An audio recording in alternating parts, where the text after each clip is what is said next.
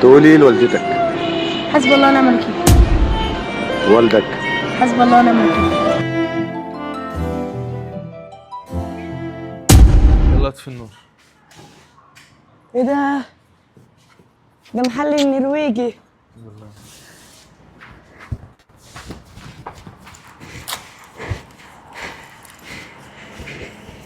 نرويجي. ايه الاخبار؟ تمام. انا جاي لك من الغردقه. بجد اه والله؟ والله انا بحب اتفرج على كل فيديوهاتك وبتابعك من زمان. حبيب قلبي والله العظيم. بس انا عايز اقول لك على حاجه. انا بنام في الشارع بقالي سنتين ونزلت مع صاحبي في شهر 9 اللي فات، بس مفيش اي حل. طب انت جيت لنا ليه؟ انا رحت لكذا واحد مشهور جاي وعمل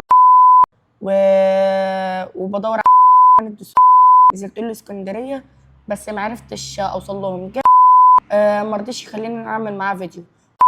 نفس النظام. ليه كل ده؟ ايه حكايتك؟ انا عايش في الغردقه، كنت عايش في الغردقه مع والدتي، بس اتجوزت وخلفت وسابتني في الشارع بقالي سنتين. ما اعرفش اي حاجه وبنام في الشارع. انا ببيع مقرمشات ورجليا ورمت من كتر اللف، ما بقدرش اقف عليها لفترات طويله. طب امك؟ موجوده بس سابتني في الشارع من سنتين.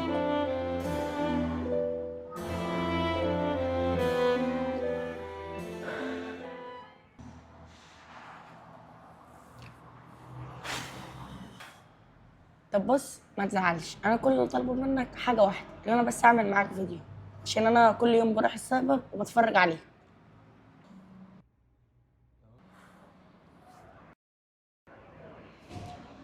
طب بص، هو انا المفروض هقفل. انت طلعت زيهم؟ يعني انا هرجع الغردقه تاني؟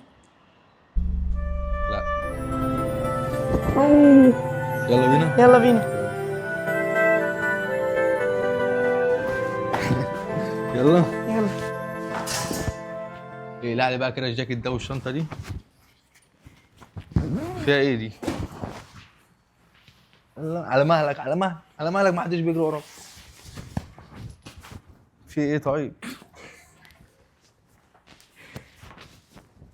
انت هتخانق ولا ايه؟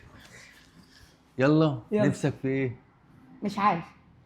بقول لك ايه، انت تسيب نفسك خالص. نور.